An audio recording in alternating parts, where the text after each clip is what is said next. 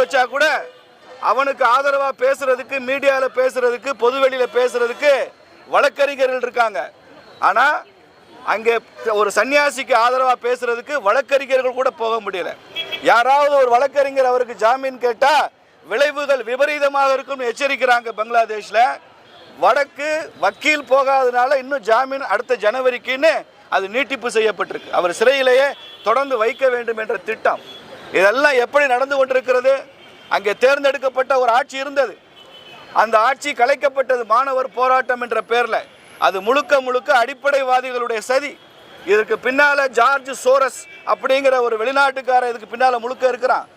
தேர்ந்தெடுக்கப்பட்ட பல ஜனநாயக நாடுகள்லாம் கலைச்சிட்டு அந்த இடத்துல அராஜகத்தை நிறைவேற்றுவது, சிறுபான்மை மக்களை துன்புறுத்துவது, இது மாதிரி தொடர்ந்து செய்து கொண்டிருக்கிற ஒரு உலக சதியினுடைய விளைவு தான் இந்த பங்களாதேச இந்துக்களுடைய போராட்டம்.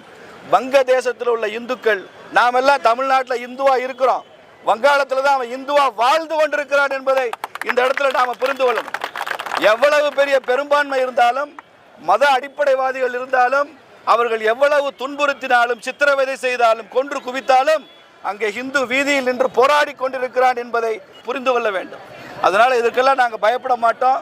வங்கதேச இந்துக்களுக்கு உரிமை வேண்டும், வங்கதேச இந்துக்கள் காப்பாற்றப்பட வேண்டும்.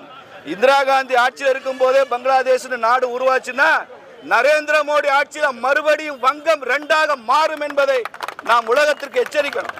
வடக்கு பகுதியில் தான் வங்களாதேச இந்துக்கள் மிக அதிகமாக இருக்காங்க. தேவைப்பட்டால் வங்காளம் தனிநாடாக பிரித்து இந்துக்களுக்கு என்று தனிநாடு கொடுக்கவும் பாரத தேசம் முன்வர வேண்டும். அதனால் இந்த போராட்டத்தில் கலந்து கொண்ட உங்கள் அனைவருக்கும் நான் எனது வாழ்த்துக்களை தெரிவிக்கிறேன். காவல்துறைக்கு முழு ஒத்துழைப்பு கொடுத்து நாமெல்லாம் சிறைக்கு போவோம், நாமெல்லாம் அரெஸ்ட் ஆகும், கைதாகும். காவல்துறை கொஞ்சம் எங்களோட ஒத்துழைப்பு நீங்க கொடுங்க, நாங்க உங்களோட ஒத்துழைக்க தயாரா இருக்கோம். அமைதியா எல்லாரும் வண்டியில ஏறுங்க.